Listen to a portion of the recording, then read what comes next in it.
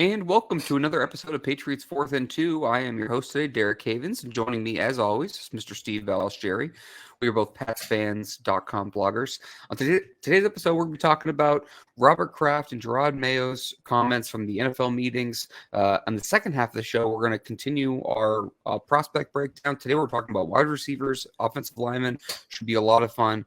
Plus, we're going to be talking about the NFL rule changes and a couple other either reacting to some comments that come across live and a couple other topics as well. Before we do anything, I got to do what I always do, which is say, Steve, how are we doing today, man? Oh, it's a beautiful day in the neighborhood. It's been quiet, really, other than the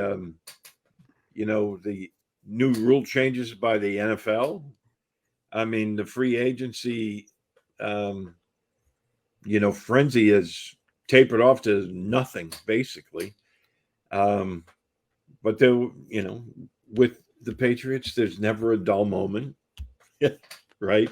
No, there's always stuff to talk about, but I do agree that I do agree, and trust me, we have plenty to talk about on today's show. But I think the free agency, that initial wave or two, has kind of come and gone, and I think we're in that mode now where yesterday marked 1 month from the first round, so I think teams are really shifting their focus to some big pro days. For example, the Patriots have Jerod Mayo, Elliott Wolf, Matt Groh, I think.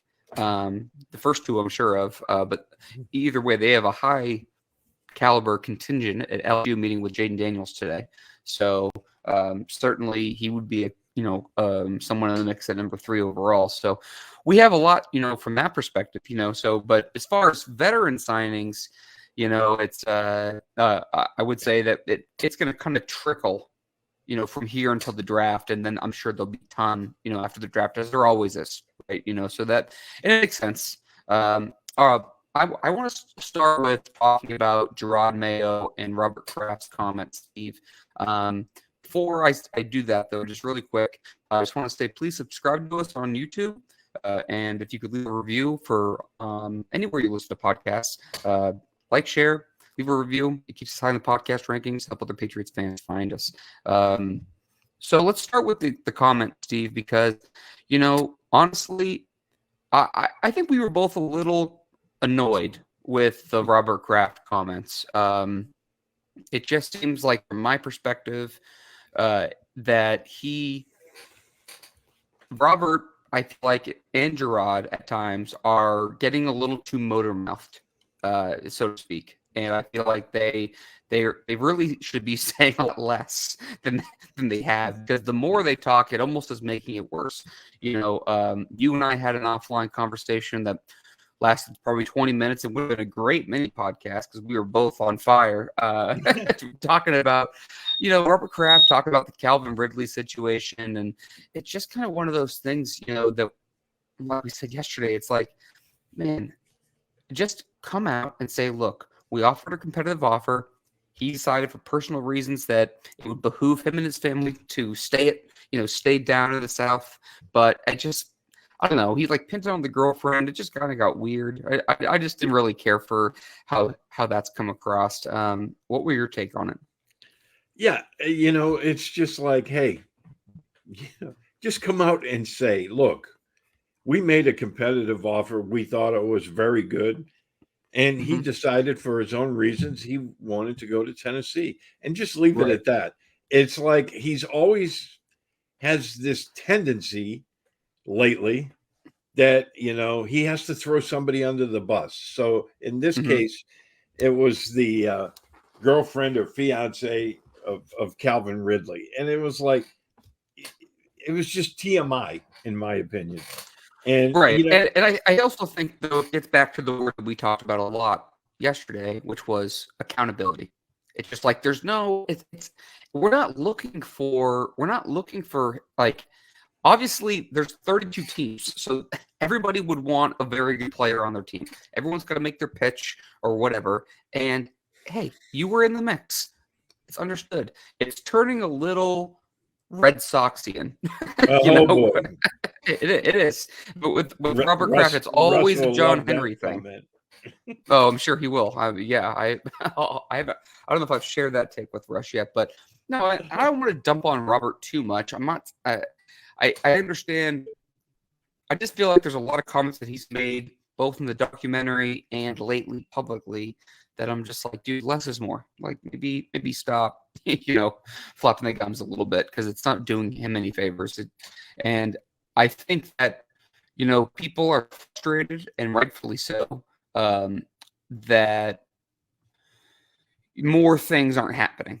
I don't think any rational fan was anticipating them to turn this thing around in one off season.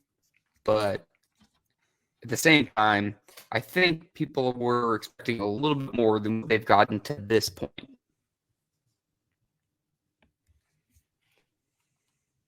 Do you agree?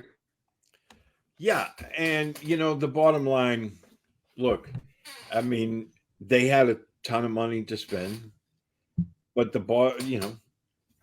lot of free agents right now don't want to come to New England. They were a 4-13 team last year. They have a ton of holes on the roster that need to be filled. And they don't and the biggest hole is they don't have an established quarterback. I mean, yeah, I understand Jacoby Brissett might, probably will start the season and, go from there. He may even play the whole season, depending on how ready whatever rookie they do draft comes in and, performs. But at the same time, I don't fault these other players. I mean, you put yourself in this situation. And he keeps saying, talking about Robert Kraft, well, I expect to make the playoffs. They're not going to make the playoffs unless a lot of things really bounce their way. I just don't see it happening. Now, is it possible? Absolutely. I mean, if they hit a home run in the draft and all these guys come in and they're starting in day one and playing at a very high level, sure, that could be in. But as it stands right now, no.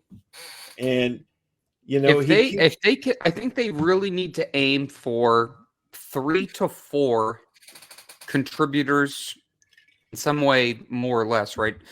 3 to 4 contributors from this class, and they need to stack a couple of those together. And once you do that, that's when you'll start seeing the results. I mean, honestly, like we've talked about this before, the 49ers are a funny example because they built their team in a very different way. Like they took a huge swing on a quarterback and missed. I'm not even talking about Jimmy Garoppolo or anything like that. I'm talking about the Trey Lance trade. 3 first rounders misses, and still they drafted this crazy team because they hit on like all pros. Like Fred Warner was like a 3rd round pick. Like George Kittle was like, I think, a 4th round pick. Like they stacked so many guys together, and then they drafted their quarterback with the last pick of the draft. Like that's so hard to do. It's crazy. So I think the Patriots' goal, and kind of shifting it from Robert to Jerod, Jerod did a lot of. I thought his comments were really good. Basically talking about building a foundation. And I totally agree. And that's what these draft comments I'm making I'm kind of correlating to. You really have to stack several, drafts together in order to create really good teams. You want to – it's funny because they keep talking about drafting and developing, Steve. But in my mind, I'm like, yeah, that's fine. But it's putting a lot of pressure on you to make sure you nail these drafts because they have not been great the last few years on a consistent basis. I'm not saying they haven't hit on any picks or anything like that. But let's just say that, the reason the 2014 team was so good is because they had guys like Dante Hightower, Chandler Jones, all these guys that were homegrown talents, Rob Gronkowski, Devin McCourty. Like they killed that whole multiple drafts in a row, and all of a sudden they were in the Super Bowl and back in contention again because they rebuilt it through there. I think that I really enjoy Elliott and Jerod's vision, but I do think it puts pressure on them to nail these picks. Oh yeah, absolutely. And going back to what you said, guys, performing at a reasonable level in year one, that doesn't mean they're not going to be superstars, the guys they draft. But, it's hard for a rookie to come in and become a superstar on day one. Right. No, and I don't think anyone's expecting that, even for the number 3 overall pick. I mean, let's say, for example. Well, that was the whole reason they brought in Jacoby, True. So they're not gives them trusting time. this guy. Yeah. Whoever it is, they're not thrusting him into a really tough situation where, you're a rookie, you're trying to learn a whole new offense, you're trying to learn a whole new language, and you're trying to get to know the players around you, and then you're stepping up into a league that was a higher level of play than you're ever been before. Well, let me use this as an example. And I don't want to speak for you, but I think you'll be okay with this. And please tell me if you don't. We both really like Drake May. Mm-hmm. Well, the Patriots are picking number 3 overall, and presumably 1 and 2 are both going to be quarterbacks as well. So we're talking about getting the 3rd quarterback in this class. Well, Drake May has a lot of Josh Allen type of tendencies, and Josh Allen was also the 3rd quarterback in his class, not number 3, but he was the 3rd of his class. And, he had a really rough first year. It really, the second year was a lot better, but he was still, there were several games we played the Bills, we meaning the Patriots. I know you hate when I do that, but the Patriots and Bills games, there were several times in his second and third year where he sailed like 3rd and 5s, like easy open passes, and he just flat out missed them. Well, I think that if the Patriots drafted, someone like Drake May, I think we both really like him, but he's probably going to need a little bit of time, especially when you're talking about, like you just mentioned, a higher level of competition going from the ACC to the NFL. He's going to need a little time to go ahead and put some things together. Jacoby gives them that safety blanket, that insurance policy, and basically just like the ability to kind of bring him along as he comes. Maybe him or Gene Daniels or whoever it is, maybe they look like they can start week 1. If that's the case, then great. It's also okay if they take a little bit of time with these quarterbacks, because we don't need to rush them. You don't need to push them along right away, because I don't think a lot of fans are expecting, playoffs next year. In my mind, this gets back to something that we've talked about since Brady pretty much left, which is play the kids, play the younger players, try to see who's part of your core. And that's what gets back to also intertwined with what they've done so well this offseason to this point, which is keep and identify and retain long-term some of these core players to build around. So I know that was, pretty long, but a lot of these things are pretty intertwined and involved together. So I just feel like it needs to be a process. I'm not looking for a microwave fix. Right. And, Mayo said that basically the other day, where, it's going to take a while. It's not going to be overnight. It's going to be, and that's the way to approach it. If you try to go from 4-13 to 13-4 in 1 year, things can fall apart on you quickly. The really good teams take a while. Now, in 2001, the Patriots kind of hit lightning in a bottle, because if you go back to that year, they were 0-2, and they were starting a quarterback that hadn't played at all after Drew Bledsoe got hurt. But everything kind of fell into place for them, But those kind of things don't happen very often at all. It was definitely something that you can't, bank on. So therefore, I think this year, hey, you can get respectable overnight. I think, because we went back, you and I were talking about how many one-score games they lost last year. Yeah, with some a lot better offensive play, you can turn that around to where you're winning 7-8 games. And that would be a really good, place to start. And even if you win 1 or 2 more, maybe you're 9-8. So now you're trending in the right direction. The pieces are starting to fall into place.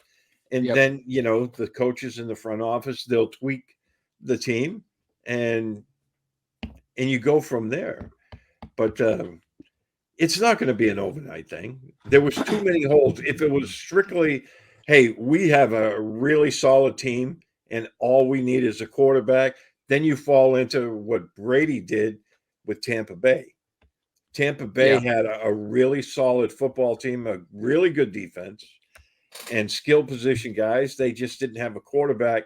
He stepped into that, and they won a Super Bowl. I mean, I mean, this is going totally off the seat of my pants. So anyone listening live or from a podcast version, please don't hold this.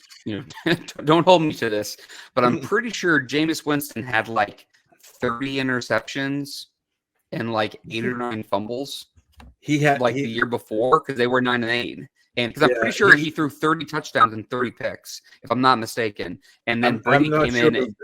He had quite a few turnovers. I'm going to look it up in a second when we get a chance. But Brady came in and basically eliminated like 30 turnovers from that offense, and all of a sudden they won Super Bowl. So it was pretty funny. Before we dive too much into that, I thought that Jerod's comments on Drake May and Jaden Daniels were interesting. Again, Jerod is currently at LSU's Pro Day. I thought he was very open and honest about his meeting with Drake May. Just reading a couple of quick sentences here from his comments directly. Drake May had a fantastic interview at the Combine. He brings a lot of energy. You can tell he has that leadership ability. The exciting part about a guy like Drake May is there really isn't no ceiling with a guy like that.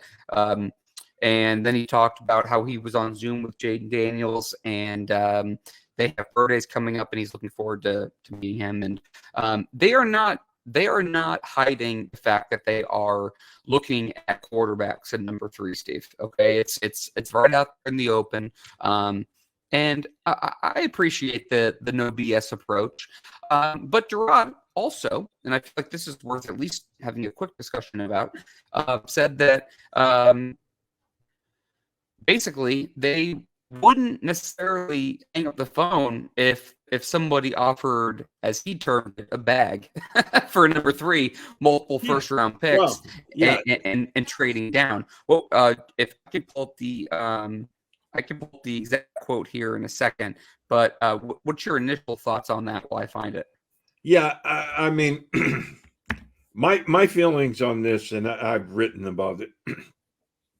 I don't think they should trade the number 3 pick unless they really feel that, the quarterbacks that are going to be there are not going to pan out. Yes. My feeling is, look, these 3 guys have been identified as can't miss, which we all know that's a misnomer because a lot of these guys do miss. But if they really feel like, one of these guys or all 3 of them aren't going to be what they're projected to be, then, I'm all in favor of trading back.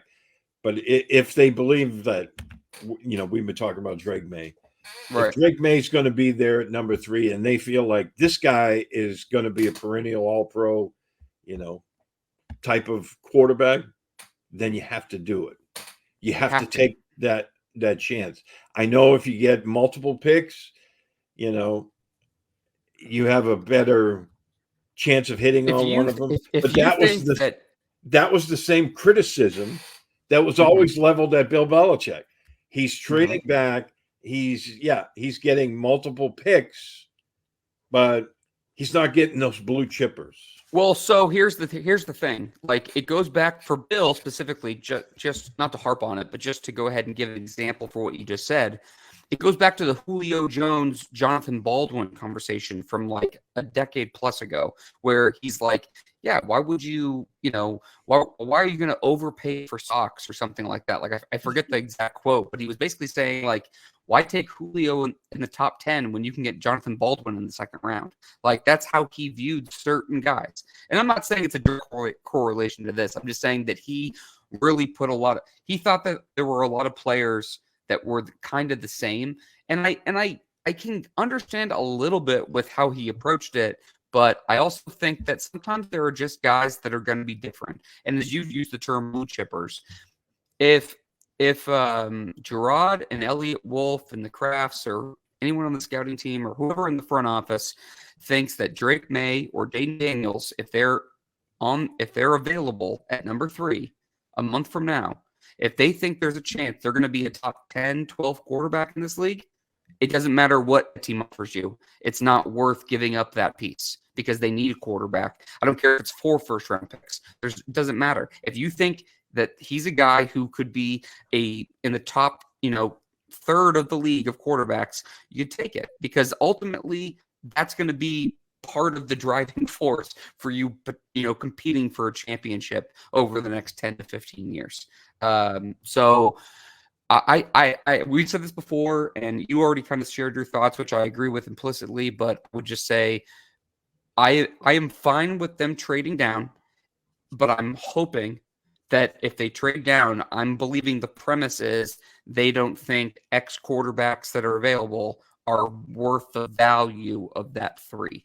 If they don't think that's the case, trading down is the smartest thing to do to accumulate more ammo to fill the other holes in the roster for the time being. But I don't, obviously, I would still take a quarterback at 3 more than anything. Yeah. So, just real quick on the JJ McCarthy narrative, pretty interesting. It seems like he's really gained some steam over the last few weeks. He kind of came into this thing as like, look, it was aside from Caleb and Jaden and Drake, which I would deem the big 3, quote unquote. You had Michael Penix and Bo Nix and JJ McCarthy kind of in that next group. And it seems like Penix has fallen down quite a bit because of the injuries and certain things in pocket mobility and some other things. Bo Nix, some people are very, very all over the board for. McCarthy seems to be doing nothing but taking a rocket ship with his stock up. And he went from going in like maybe the late first round, if not second round, to now talking about him potentially going as high as 2 because Adam Peters, the rumor was the other day that the new GM from San Francisco, now with Washington, is that he has an infatuation with him. And Bucky Brooks from NFL Network, who does a pretty good job for them as a draft analyst, has his latest mock yesterday, March 26th, with the Patriots taking McCarthy at 3. So what are your thoughts on JJ McCarthy as a player and also about the talk right now, revolving him? Well, see, he's one of those guys that will probably be a better pro quarterback than a college one. And let me explain what I mean by that. I know he won a national championship. But because of the offense that they ran in Michigan, it was very run heavy. That's Jim Harbaugh, right? I mean, very run heavy. So if you're just strictly looking at his numbers, they weren't, off the charts like, oh my God, kind of like Jaden Daniels' numbers were last year with 40-4, right? His numbers don't reflect that. So I do think, he has those intangibles to where, I mean, I think he's one of those quarterbacks that's very cerebral, and I think he's going to be a very, very good pro quarterback. But there's also the flip side of that. Do we really know how he'll perform in the NFL when he's required to throw the football a lot more than he has. There's still that question, Yeah, because of that running game, it opened up a lot of things for him. Now, if he goes, say, to his college coach, right? I'm not saying they're getting rid of Justin Herbert, but if he was to go to somebody like him, I think he'll be really successful, because Harbaugh knew how to use him. I'm not sure that,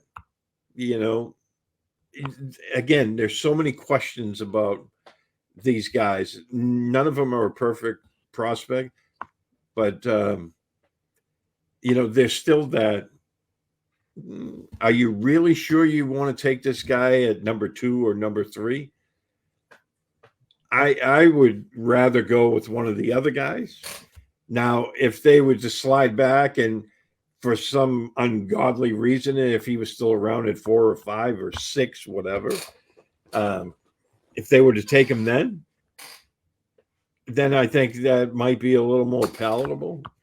Well, I think that if you do that, you better be right. I mean, you better be right. But if, look, I mean, if they think that JJ McCarthy is a really good player, if they think let's say they let Elliott, Jerod, and the guys have JJ McCarthy as the quarterback in the class, they think he's literally the best.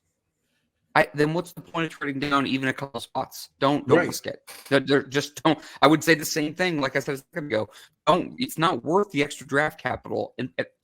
And honestly, if they really think trading down a couple of spots to get a little bit extra ammo is worth it to them, then they're kind of telling you what they think about the quarterback or quarterbacks that are available. It's not necessarily worth it to them, or at least they value that other ammo a little bit more, at the very least, right? So it's so subjective. It is subjective. So, I mean, I saw the comments from Jerod Mayo, right, and it seemed like he was very high on Drake May. Yep. Right. But I saw other national writers saying, he's damning Drake May with faint praise, and I think that was a little like a little over sensationalism, a little bit there. Oh, you think? Yeah. What else is new? Because I didn't see anything in there that he wasn't highly. Did you hear his comments, or did you just read them? Well, first I read them, and then after I saw this other clip, I had to go back because I wanted to say I want to watch it because I wanted to hear how he was saying it. And again, I didn't hear anything remotely close to where he was damning him with faint praise. No, I thought that he was speaking almost too openly about. I think at this point, it feels like, because he's had a couple of comments about Drake May, and it feels like they really like him. So, and look, if they take Jaden Daniels, I'll be excited. If they take Drake May, I'd be excited. They're just different guys. I just personally favor May more. Right. I think Jaden Daniels his ceiling is ridiculously high. Oh yeah. Yeah. So, especially with his running ability, where he is at this point as a passer. And I mean, we don't have to rehash it, but I mean, Daniels has done nothing but taking a step up in the right direction the last few years. He just does nothing but improve, and I give him a ton of credit for that. They're both, like I said, all the top 3 quarterbacks are really exciting and almost really scary in certain different ways. And we had that conversation last week, so go download it if you if you want us to rehash that, because we have other things to talk about. Any other comments or anything that you want to talk about before we take a break and then go to our prospect breakdown? Well, we can mention the new rules, or if you want to do that. Yeah. Let's do the new rule stuff. Yeah, real quick. So a couple of things, new rule changes. For one, coaches that if they win, one challenge of the 2 they have, in the past, you had to win both in order to get that third challenge. Now, if you just win one, you automatically get it. I think that's a really good. I think that's a really good rule. Honestly, I always felt like if they keep getting it right, then they should have the right to do that. Not that I want to slow the game down more with free play, but I think that was a good addition. Do you have the kickoff rules in front of you? Yeah. You don't have to read the whole thing, but if you want to sum it up, you can. Yeah, I mean, they've changed the kickoff rule, and it's basically XFL, right? Yeah. They're basically trying to limit the kickoff team and the returning team players from running at each other and gaining too much speed so that there's less impact and less chance of injury. And I believe the kicker is still staying at his own 35 and kicking it from there. Right. But I guess the kicking team's players would be down on the opposing team's 35. No, the opposing team's 40. 40. Okay. And yeah, so I'm still kind of going. It's very complicated and also not complicated. Like the more you watch it, but essentially it's just limiting impact between the guys. You have to have 2 returners. There's 3 different levels of basically starting points depending on how far the ball goes, where it lands, etc. So just give me your thoughts, kind of overall. If anyone's following me on Twitter. I retweeted the video yesterday that was really, really interesting how they broke it down. So just go watch that because it's really kind of convoluted for this purpose. Yeah. So just give me your thoughts, Steve, on what do you think about the rule? I don't like it. A couple of things like no more fair catches, no onside kicks until the fourth quarter begins, and the team is trailing. Okay. The onside kick thing to me is the worst part about the rule because I'll use the Sean Payton second half of the Super Bowl from a couple of years ago as a perfect example. I was just going to mention that. The element of surprise is critical in that. It's already such a low success rate as it is. Now you take that away. I just don't care for that. I don't mind the rule as it was in place now because I kind of get it. And actually it could increase potential returns. I also think it just kind of sucks because it's just they're just changing so many things. And sometimes I feel like they're fixing something that's not totally broken. They're worried about player safety with this hip drop tackle, with these kickoff returns. But if you are an NFL player, say goodbye to your family for Christmas for a week because you're playing every single day on like 3 days rest. So yeah, I just feel like it's typical hypocrisy. It's so NFL hypocritical stuff. Of the NFL, isn't it? I mean, it's crazy. Here they are saying, "Oh, the hip drop tackle. It's all about player safety," but they're so freaking sorry, Miguel, greedy, right? Yeah. That they're going to play games on Christmas Day, which is a Wednesday, after playing on Sunday. I mean, how stupid is that? It's just so hypocritical. I don't like the kickoff rules. I don't like the hip drop, tackle being banned, because it's so subjective, right? And like you said yesterday, we were talking offline. You'll see a slew of these penalties called week 1 and week 2.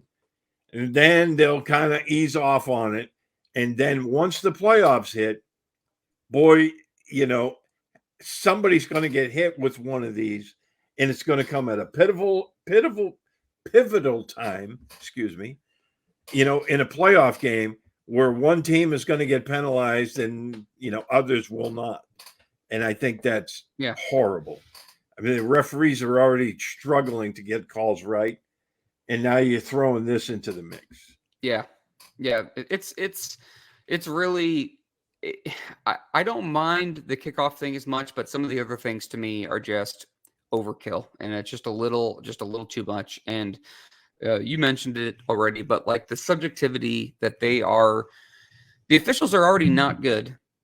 they also are in pretty much an impossible position because, just it's a very hard job anyway. These guys are getting bigger, stronger, faster. There's 22 of them on the field running around, all the guys on the sidelines too, a ton of pressure. And they're trying to make, a lot of subjective decisions in a blink of an eye. And it's a little unfair to them. It's part of the NFL's fault. It's part of the reason I kind of agree with Mike Felger sometimes on his replay rants because it's like a little too much. But I just can't agree with Felger. No, it's hard. It's hard. But Malik Neighbors just ran a 4.35. Speaking of receivers, at his pro day. Jeez. But I don't know. The whole thing is it just makes things really difficult, and it's a lot of change. And I don't know if I agree with Andy Hart from WEEI 100%, but it does feel like it's trending towards flag football. I know the defensive players are feeling frustrated, and they should. Like what are you supposed to do if you're on defense and Derrick Henry's running at you full head of steam and you're trying to stop him short of a first down, but you can't really tackle him forward. You can't really pull him back a certain way. It's like, how are you supposed to stop that momentum? Yeah. And what's going to stop a guy like Derrick Henry? That's a great point here. He's so powerful. You can hit him and he's going to swing you around, like a rag doll, and you're just holding on for dear life. Now, is that going to be a penalty because this guy's legs swinging around and he pulls him down from behind? I mean, I just so disagree with this rule. I do like the kicking back of the trade deadline. Oh, yeah. And I do like the unlimited players designated to return. Yeah, no, I couldn't agree more. I'm glad I think those are good ones. No, I think the challenge rule, when the two things you just said all make a ton of sense. I just don't care for the kickoff change because it's a little too extreme, and I don't care for the hip drop tackle because it makes it more impossible for defenders and adds more subjectivity to the officials. So, those things I'm not a big fan of. But hey, let's step aside now for podcast purposes. And when we get back, we're going to talk about some receiver prospects and offensive line prospects that we both like for the Patriots.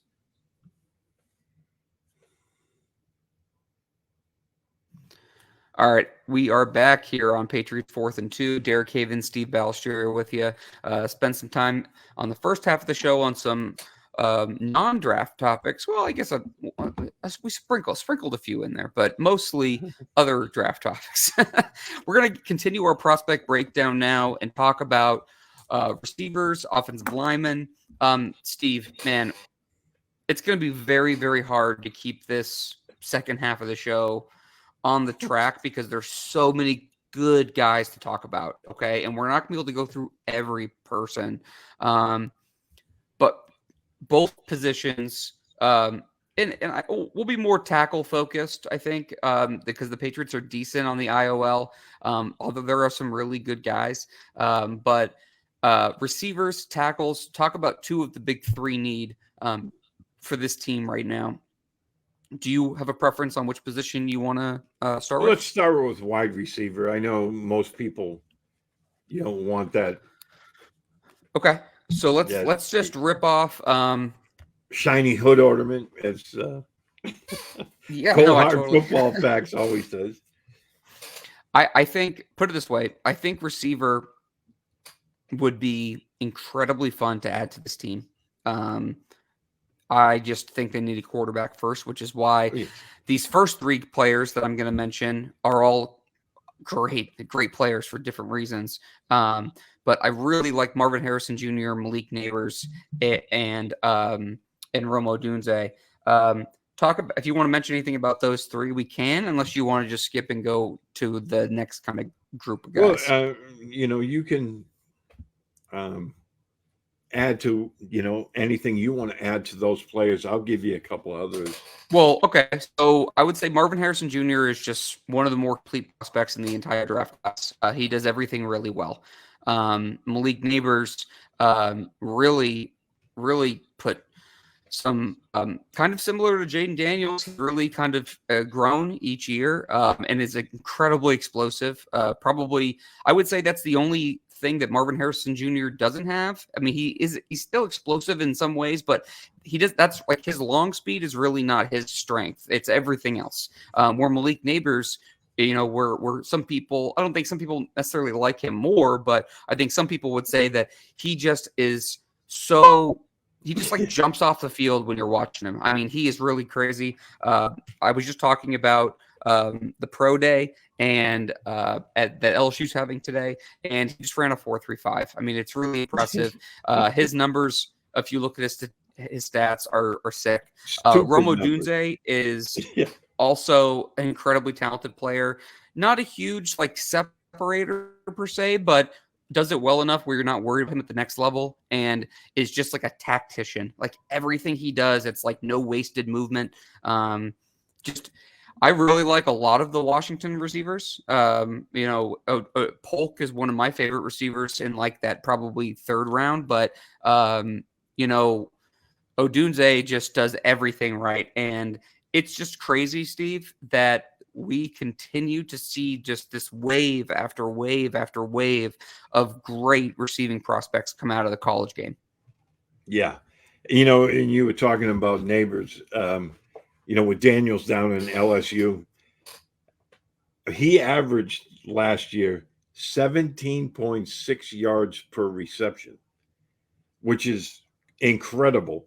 It's even more incredible. It's almost sick that he did that when catching 89 passes. I know. I mean, when you're catching 89 passes, you would think, okay, yeah, a lot of these might be, move the chains, possession type catches. He still averaged 17.6 yards per catch. Yeah, I mean, it's 14 crazy. touchdowns.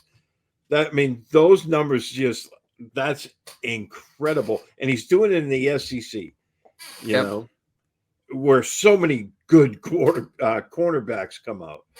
So, I mean, I think that's just incredibly crazy numbers. And I think he's going to be fun to watch at the next level, I like totally the other two guys you mentioned. I mean, everyone's been talking about Harrison, since the fall. Let me ask you this question, and it's kind of related to both positions we're talking about. If the Patriots didn't want to go quarterback and they stayed at 3, would you choose Marvin Harrison Jr. or Joe Alt, the tackle? I don't think there's a wrong answer. I just have a preference personally. Yeah, I mean, the smart move would probably be to take Joe Alt because, I know that'll make Murph happy. Yeah, because he's been, crowing about taking Alt at number 3 for a very long time. And you'd have your left tackle of the future locked up probably for the next decade, barring injury or whatever. But at the same time, taking a guy like Harrison or Neighbors, it would be fun to watch. I mean, as T.O. used to say, then you'd get your popcorn ready, right? Yeah. No, 100%. I mean, I agree. I would lean Alt too. I like Marvin Harrison Jr., but I a lot. And it would be exciting if they got him. I mean, I wouldn't sit here and say it's a bad pick. I just would say that I would rather. It's very hard to find really good tackles these days because it's hard.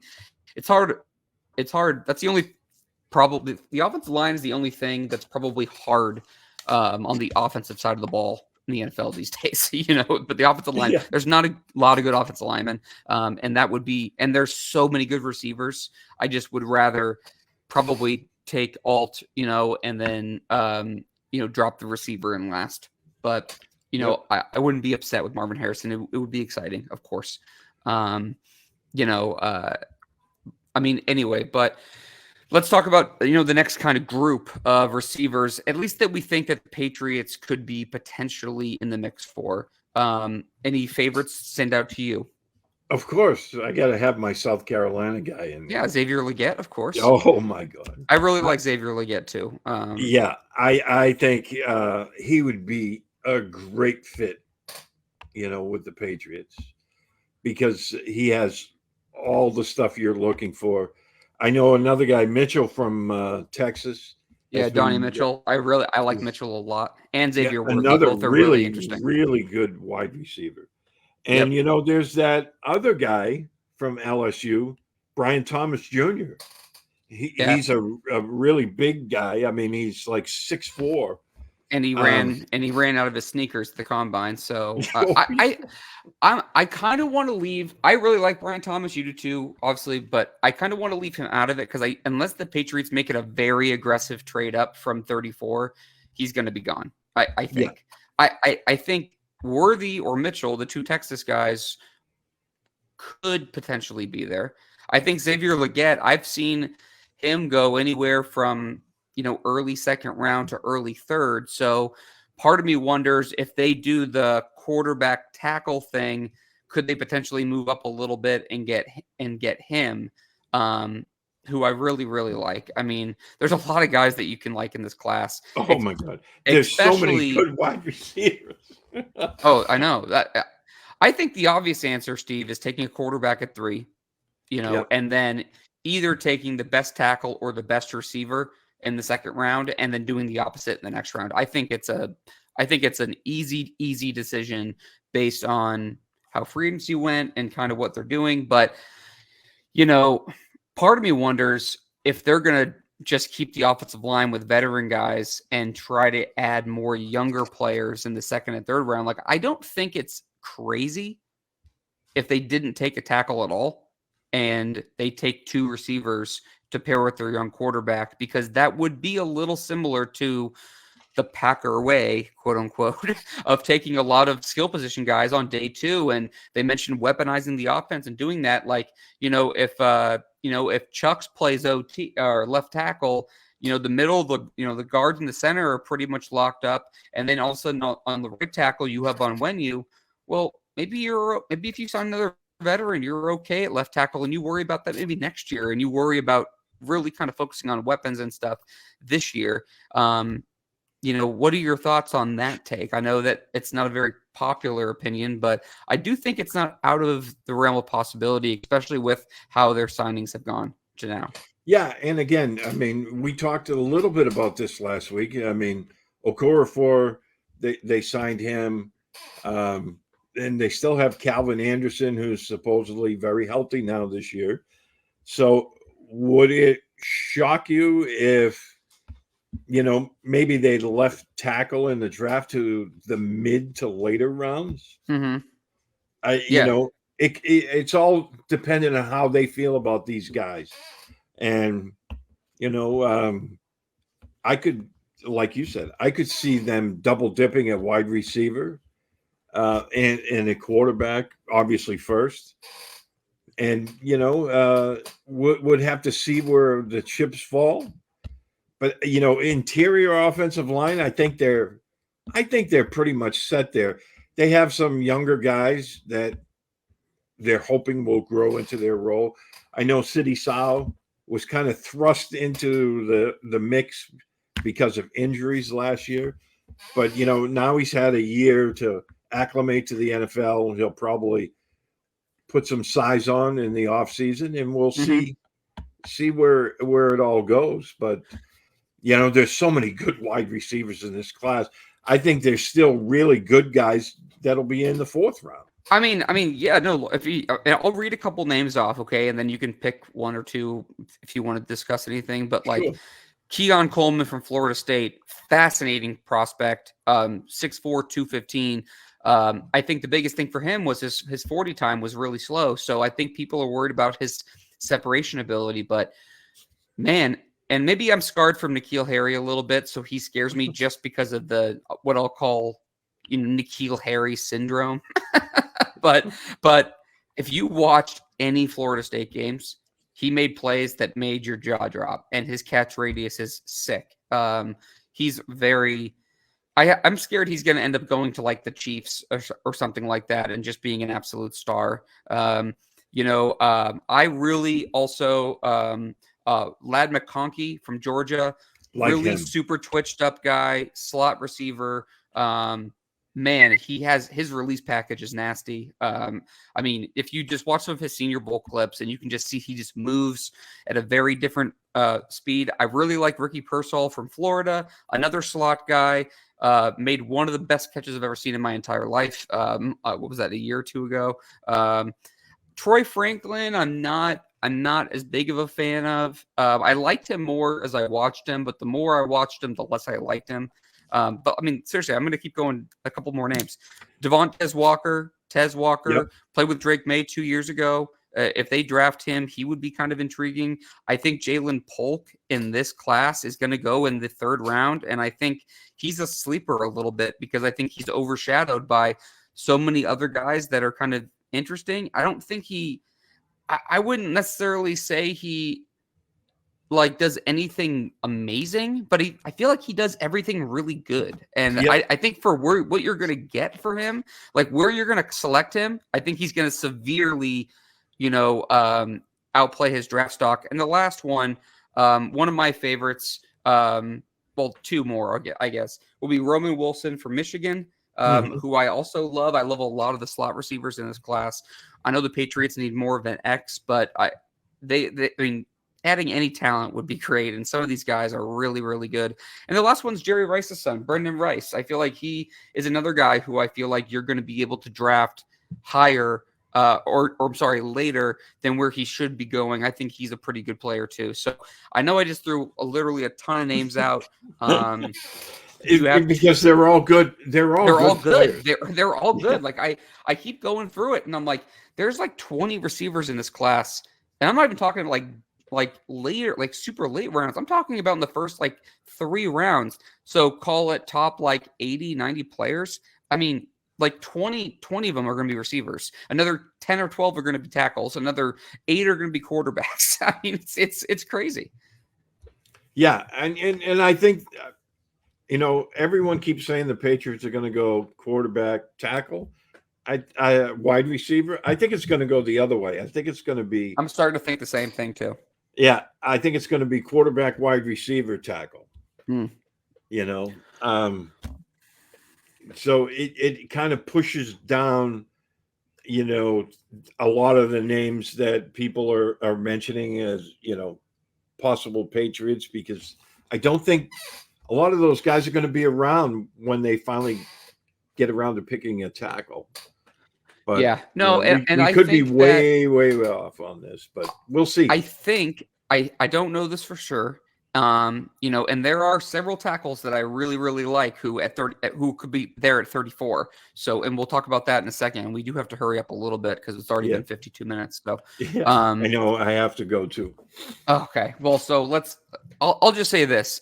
And we'll have more time to talk about some of these guys, but like, I just feel like there's so many good options. I can see them going either way. I have kind of changed though. I thought it was going to be for sure quarterback, tackle, based on some of the comments that I've heard off the record and also from like even Jerod talking about it.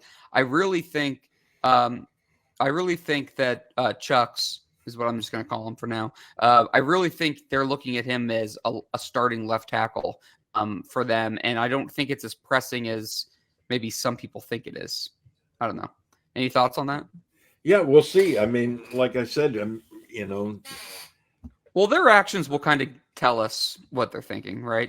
So because we haven't heard, other than the signing with Okorafor, we haven't heard any rumors that they're looking at other tackles or making trades for one, unless they're keeping it really close to the vest. Yeah, no, I agree. You want to focus mostly on, I mean, we can circle back to some of the interior offensive linemen maybe a little bit later, because we're going to have, the way this is going to play out is we're going to do front 7 next week, then secondary, and we're going to have time for a mock draft.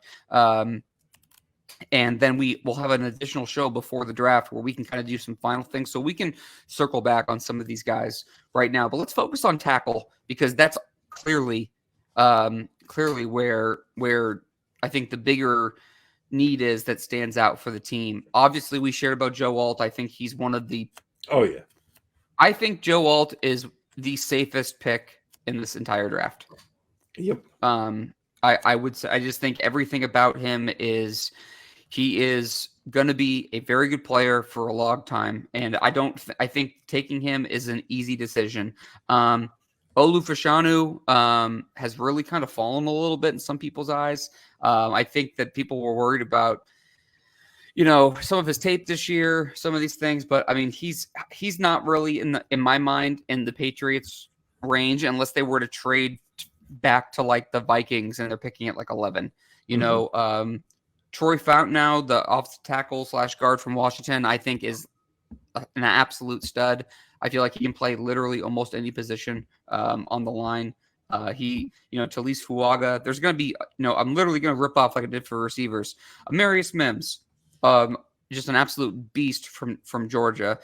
Tyler Guyton, another one, 6'7", 328. I feel like that would be a guy, if they could trade up from 34 to the mid-20s, I think he would be a perfect – we're going to move up for him and target this guy and then give him a year behind Chucks and then get him as your future long-term left tackle. I think probably one of my favorites, if they don't trade up from 34, is the guy from BYU, Kingsley Sumamatea. I really like everything that he does. I think he's one of the cleaner prospects in the second round. There's some other guys I want to mention, Steve, but I don't want to get too far ahead of myself. Give me any thoughts on any of the guys I just mentioned, or some other guys that you like in that early first round or 34 range. Yeah, those guys that you mentioned, I think if they're picking in that range, those would be, if one of them is available, I think that's the way they would go. Mm-hmm. But, when I've been doing my digging on guys, I've been looking a little bit farther back, because as I told you, I think it's going to be quarterback, wide receiver, then a tackle. So I've been looking at guys in that third round range. Okay, well let's late second. Yeah. Sure, let's shoot it back to late second, early third, because a lot of the guys anybody who's listening to this show probably has some kind of background knowledge on some of these guys. Okay, and I threw out a couple of names for you to check out, or for people to check out if you haven't. But I think that if we want to target that back end part, I think the problem with some of these guys in the back end, Steve, for me is, like a Blake Fisher. He's one of the names Dame. I was going to mention. Well, I think the quote unquote problem with him, in my mind, and that's the same with some of the tackles that I already mentioned. Not as many, but he's more of a right tackle, and they already kind of have an answer there. So and I think Mike Onwenu is great. I'm not sure he's going to be able to flip over and play left tackle. So it's like, but I think he's kind of, a guy who is a little, I guess, underappreciated because of some of how deep this class is, I guess, ahead of him. Who do you like in that third round range? Well, the kid from Yale, and I know I'm going to butcher his name. Yeah, I can't pronounce it either. So it's Kieran Amagaje, I think is. I'm not sure. I said I was going to butcher his name, and I did. But warned you. If you watch the tape on him, and again, coming from the Ivy League, is a big step. But I really like what I saw from him. I heard some people mention him, and then I watched the tape on him. He's really good. Another guy from Missouri, Javon Foster. Yep. And from Pitt, Matt Goncalves. I mean, another really big guy, 6'6", 330 pounds. And he's how big is Foster? Foster's 6'5", 319. Yeah. Foster's really good. I like him as a prospect. I thought that when I was watching Troy Fountain now, because I've watched him quite a bit, his other tackle on the team, Roger Rosengarten, kind of stuck out to me a little bit too. I think I think the interesting thing about him is he is more of a right tackle, but I think the funny thing about him is he was kind of a left tackle in college because Michael Penix is left-handed. So he was on the blind side for him. And I really like Penix. I know him a little bit. I know not everyone else does. I know he's but I think he spins it really well. And so I watched and I liked all the Washington players. I mean, I've spent a lot of time on Washington because they have a lot of good pro talent on this team, or on that team coming out. Any guys? I think Foster's a good option late. Anyone else stuck out like kind of a little later for you? If not, no problem. But if anyone else stuck out. There's a kid from Illinois, Isaiah Adams. Yep. Another big kid, 6'5", 320. And he's kind of all over the board too. I've seen him in day 2. I think he's going to be a day 3 guy because of how deep the class is. But I've seen him in the 3rd round. I've seen him in the late 5th. So I really I've seen him in the 6th. Yeah, I mean, so it's hard. Who knows where he'll end up? But right. I think if you're picking in that position, you can't go wrong with rolling the dice on a guy like him. Well, I think with Isaiah Adams is a good example too, because I think with him, what you're hoping is going to happen is, at worst, he's a developmental guy that played tackle in college, that could maybe play tackle in the NFL, or at least be a guard. Like, it looks like he's going to be able to play at least as a backup, but who has some positional versatility. But I do think when I watched him that he could be a starting caliber player. I just think he's more of a project, and I think that could be the direction that they lean if the Patriots specifically are going to be going through veterans, with the more veteran route, per se. Look, I mean, I know we could keep going on this, and it's really hard. There's so many guys that we like. Javon Baker, I think, from University of Central Florida, the receiver. I didn't mention him. I'm trying to remember where Michael Corley went to school. I'm blanking out. He ripped up the Senior Bowl. The Patriots were at his pro day. So I think he's been kind of interesting. One guy we didn't mention. Yeah. And I don't know where he'll end up. I think it'll be sooner rather than later. Malachi Corey. Well, that's who I just said a second ago. Yeah. He was awesome at the Senior Bowl. I mean, people were raving about him. Great Senior Bowl. Yeah, that whole week. And Walker, Troy Franklin. I had some other names down here. So Troy Franklin to me is kind of interesting because the more I watched him, the more he kind of worried me, and he does give me some Tyquan Thornton vibes, but I'm probably just scarred from it because he's just a really skinny dude who can absolutely fly. But he was more productive, to his credit, than Thornton was, at least. Yeah, and take it with a grain of salt because it's coming from a Patriot. But Kendrick Bourne was saying how much Tyquan Thornton has bulked up this year. Have you seen did you see the videos of him working out? Yeah.